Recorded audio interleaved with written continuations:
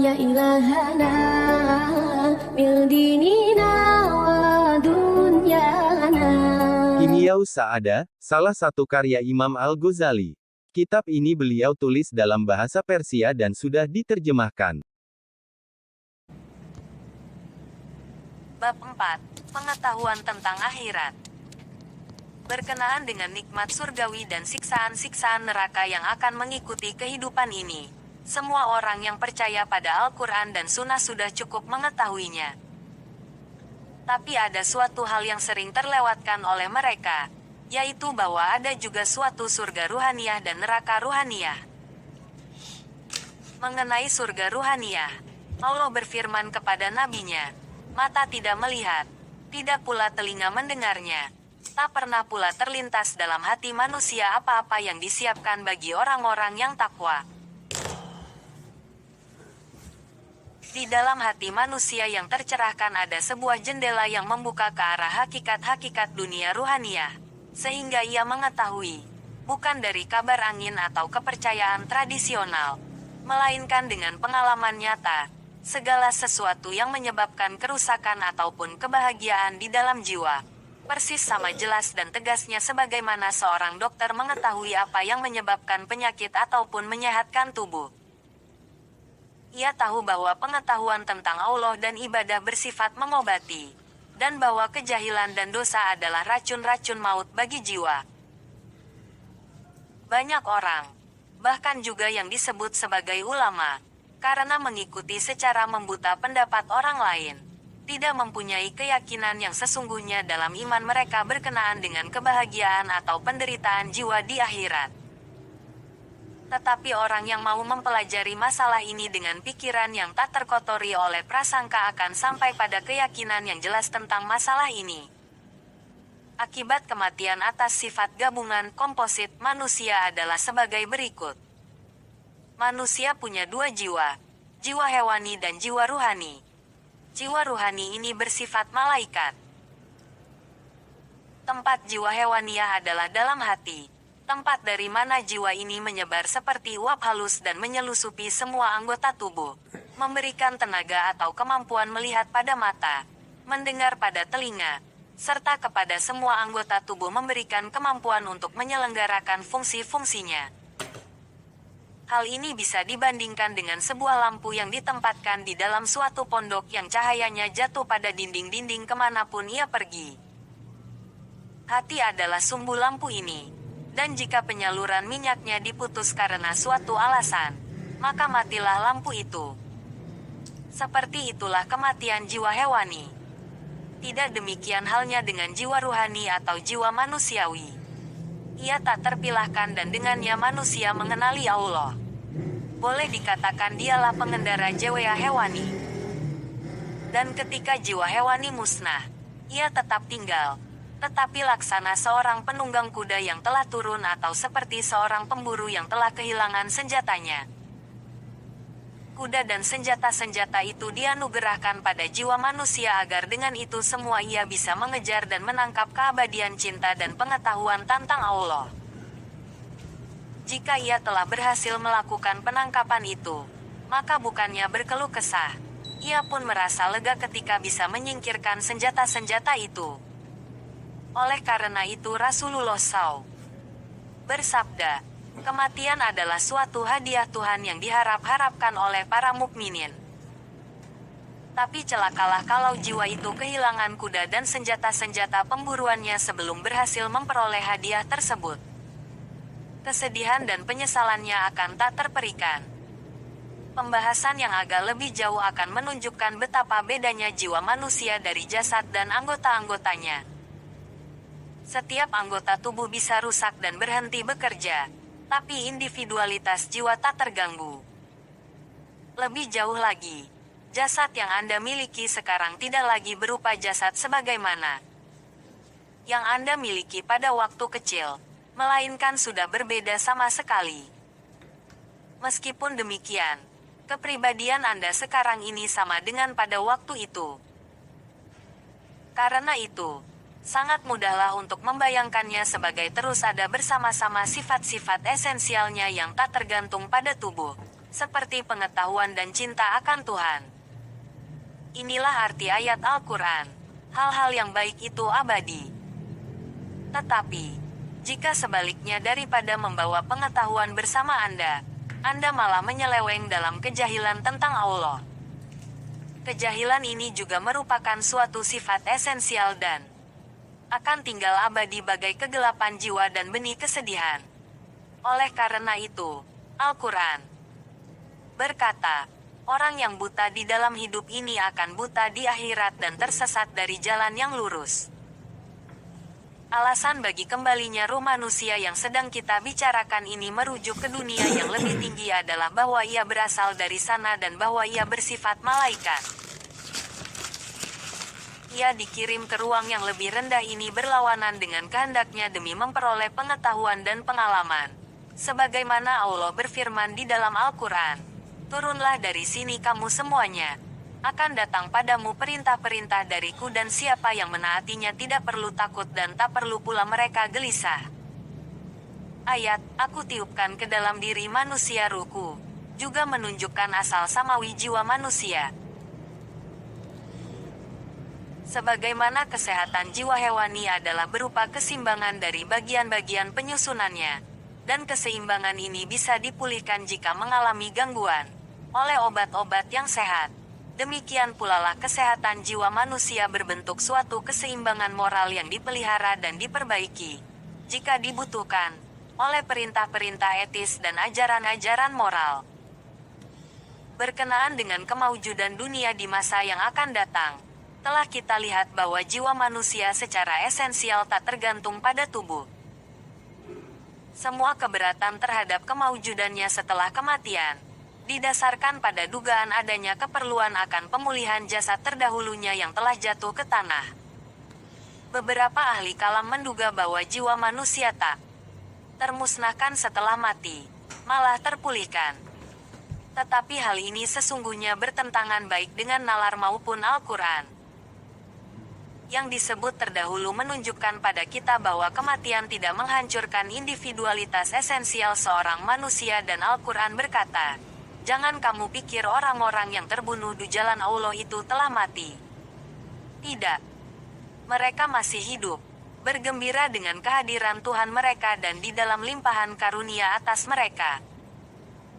Tidak satu kata pun disebutkan di dalam syariat tentang orang-orang mati, yang baik maupun jahat, sebagai termusnahkan. Malah, Nabi SAW diriwayatkan telah bertanya kepada arwah orang-orang kafir yang terbunuh tentang apakah mereka mendapati hukuman-hukuman yang diancamkan kepada mereka sesuatu yang benar atau tidak. Ketika para pengikutnya bertanya kepadanya apa gunanya bertanya kepada mereka, beliau menjawab, mereka bisa mendengar kata-kataku lebih baik daripada engkau. Beberapa orang sufi telah dapat menampak dunia dan neraka yang tak kasat mata diungkapkan kepada mereka pada saat-saat mereka berada dalam keadaan kerasukan, trans, seperti mati.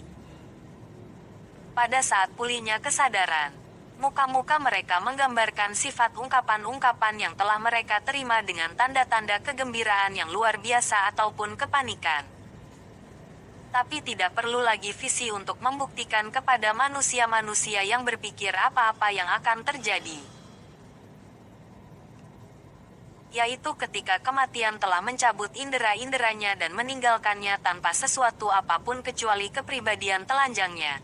Jika ketika di atas bumi ia terlalu asyik menyibukkan dirinya dengan benda-benda cerapan indera, seperti istri, anak, kekayaan, tanah, budak laki-laki dan perempuan dan sebagainya, ia akan menderita ketika kehilangan benda-benda ini. Sebaliknya, jika ia telah membalikkan punggung sejauh-jauhnya dari semua benda-benda duniawi dan meneguhkan kasih sayangnya yang amat besar terhadap Allah, ia akan menyambut kematian sebagai suatu sarana untuk melarikan diri dari kerepotan-kerepotan duniawi dan bergabung dengan ia yang dicintainya. Dalam kasus ini, sabda Rasul akan terbukti, kematian adalah jembatan yang menyatukan sahabat dengan sahabat. Dunia ini surga bagi orang kafir, dan penjara bagi orang-orang mukmin. Di pihak lain, Semua derita yang ditanggung oleh jiwa setelah mati bersumber pada cinta yang berlebih-lebihan terhadap dunia. Rasulullah bersabda bahwa semua orang kafir setelah mati akan disiksa oleh 99 ular, masing-masing memiliki 9 kepala.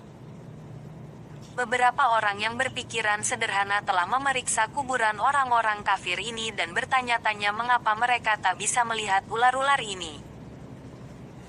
Mereka tidak paham bahwa ular-ular ini bersemayam di dalam ruh orang-orang kafir itu dan bahwa kesemuanya itu sudah ada di dalam diri orang-orang kafir tersebut, bahkan sebelum ia mati. Karena semuanya itu sesungguhnya adalah simbol-simbol sifat jahatnya, seperti cemburu, kebencian, kemunafikan, kesombongan, kelicikan dan lain sebagainya. Sifat-sifat itu semuanya bersumber, secara langsung maupun tidak, pada kecintaan terhadap dunia ini. Itulah neraka yang disediakan bagi orang-orang yang di dalam Al-Quran dikatakan, meneguhkan hati mereka pada dunia ini lebih daripada akhirat. Jika ular-ular itu sekadar bersifat eksternal belaka, mereka akan bisa berharap untuk melarikan diri dari siksanya, meskipun hanya untuk sesaat saja. Tetapi jika semuanya itu sudah menjadi sifat-sifat bawaan mereka, bagaimana mereka bisa melarikan diri? Ambillah contoh kasus seseorang yang menjual seorang budak perempuan tanpa tahu seberapa jauh ia telah terikat dengannya sampai ketika perempuan itu telah sama sekali berada di luar jangkauannya. Kemudian kecintaan pada budak itu, yang selama ini tertidur, bangun di dalam dirinya dengan suatu intensitas yang menyiksanya, menyengatnya seperti ular. Ia bisa gila karenanya, mencampakkan dirinya ke dalam api atau air untuk melarikan diri darinya. Inilah akibat cinta terhadap dunia, yang tidak pernah terbayang dalam diri orang-orang yang memilikinya sampai ketika dunia direnggut dari mereka dan kemudian siksaan kesia-siaan membuat mereka mau dengan senang hati menukarnya dengan sekadar ular-ular dan kepiting-kepiting eksternal belaka, berapapun jumlahnya. Karenanya, setiap orang yang berbuat dosa membawa perkakas-perkakas hukumannya sendiri ke dunia di balik kematian. Benar kata Al-Quran, sesungguhnya kalian akan melihat neraka. Kalian akan melihatnya dengan mata keyakinan ainul yakin, dan neraka mengitari orang-orang kafir. Ia tidak berkata akan mengitari mereka, karena neraka sudah mengitari mereka sekarang juga. Mungkin ada orang yang berkeberatan. Jika demikian halnya, kemudian siapakah yang bisa menghindar dari neraka? Karena siapakah orang yang sedikit banyak tidak terikat pada dunia dengan berbagai ikatan kesenangan dan kepentingan?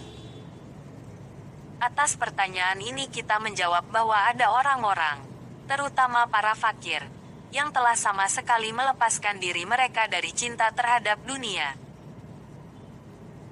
Tetapi bahkan di antara orang-orang yang memiliki kekayaan-kekayaan duniawi, seperti istri, anak, rumah dan lain sebagainya, masih ada juga orang-orang yang, meskipun mereka memiliki kecintaan terhadap benda-benda ini, mencintai Allah lebih dari segalanya. Kasus mereka adalah seperti seseorang yang, meskipun mempunyai sebuah tempat tinggal yang dia cintai di suatu kota, ketika diminta oleh sang raja untuk mengisi suatu pos kekuasaan di lain, ia melakukannya dengan senang hati, karena pos kekuasaan itu lebih berharga baginya daripada tempat tinggalnya terdahulu. Para nabi dan banyak di antara para wali adalah orang-orang seperti itu. Dalam jumlah besar, ada pula orang-orang lain yang memiliki kecintaan pada Allah, tetapi kecintaannya terhadap dunia ini demikian berlebihan dalam diri mereka sehingga mereka akan harus menderita siksaan yang cukup besar setelah kematian sebelum mereka sama sekali terbebaskan daripadanya. Banyak yang memiliki kecintaan kepada Allah, tapi seseorang bisa dengan mudah menguji dirinya dengan melihat kemana cenderungnya lengan timbangan cintanya ketika perintah-perintah Allah datang berbenturan dengan beberapa keinginannya. Pemilikan akan cinta kepada Allah yang tidak cukup menahan seseorang dari pembangkangan kepada Allah adalah suatu kebohongan. Telah kita lihat di atas bahwa salah satu jenis neraka ruhani itu berbentuk pemisahan secara paksa dari benda-benda duniawi yang kepadanya hati terikat terlalu erat. Banyak orang yang tanpa sadar membawa dalam dirinya kuman-kuman neraka seperti itu. Mereka akan merasa seperti seorang raja yang setelah menjalani hidup mewah, dicampakkan dari singgasananya dan menjadi bahan tertawaan. Jenis kedua neraka ruhani adalah malu, yaitu ketika seseorang dibangunkan untuk melihat sifat tindakan-tindakan yang dulu dilakukannya dalam hakikat telanjangnya. Orang yang mengumpat akan melihat dirinya dalam bentuk seorang kanibal yang makan daging saudaranya yang telah mati. Orang yang mempunyai sifat iri hati akan tampak sebagai seseorang yang melemparkan batu-batu ke dinding. Kemudian batu-batu itu memantul kembali dan mengenai mata anaknya sendiri. Neraka jenis ini, yaitu malu, bisa disimpulkan dengan perumpamaan ringkas berikut ini. Misalkan seorang raja baru selesai merayakan perkawinan anak laki-lakinya. Pada malam harinya, laki-laki muda itu pergi keluar dengan beberapa orang sahabat dan kemudian kembali ke istana dalam keadaan mabuk. Ia memasuki sebuah kamar yang terang dan kemudian berbaring di samping tubuh yang diduganya sebagai mempelai wanitanya. Pagi harinya, ketika kesadarannya pulih, ia terperanjat ketika mendapati dirinya berada di dalam sebuah kamar mayat para penyembah api. Sofanya adalah tandu jenazah, dan bentuk yang disalah mengertikannya sebagai mempelai perempuannya adalah mayat seorang wanita tua yang mulai membusuk. Ketika keluar dari kamar mayat dengan pakaian kumuh, betapa malunya ia ketika ayahnya, sang raja, menghampirinya dengan serombongan tentara. Itu gambaran perumpamaan tentang rasa malu yang akan dirasakan di akhirat oleh orang-orang yang dengan serakah telah memasrahkan diri mereka pada hal-hal yang mereka anggap sebagai kebahagiaan. Neraka ruhaniah ketiga berbentuk kekecewaan dan kegagalan untuk mencapai objek kemaujudan yang sesungguhnya. Manusia diciptakan dengan maksud untuk mencermini cahaya pengetahuan akan Tuhan. Tapi jika ia sampai di akhirat dengan jiwa yang tersaput tebal oleh karat pengumbaran nafsu inderawi, ia akan sama sekali gagal untuk memperoleh tujuan penciptaannya. Kekecewaannya bisa digambarkan dengan cara berikut. Misalkan seseorang sedang melewati sebuah hutan gelap bersama beberapa orang sahabat. Di sana-sini berkelap-kelip di atas tanah, bertebaran batu-batu berwarna.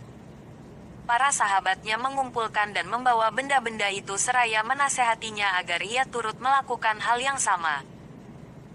Karena, kata mereka, kami dengar batu-batu itu akan memperoleh harga tinggi di tempat yang akan kita datangi. Tapi orang ini malah menertawakan mereka dan menyebut mereka sebagai orang-orang pandir karena menyimpan harapan sia-sia untuk memperoleh sesuatu, sementara ia sendiri bisa berjalan bebas tak berbebani. Kemudian mereka pun menjelang terang tanah dan mendapati bahwa batu-batu yang berwarna-warni itu ternyata batu-batu delima, zamrud dan permata-permata lain yang tak terkira harganya.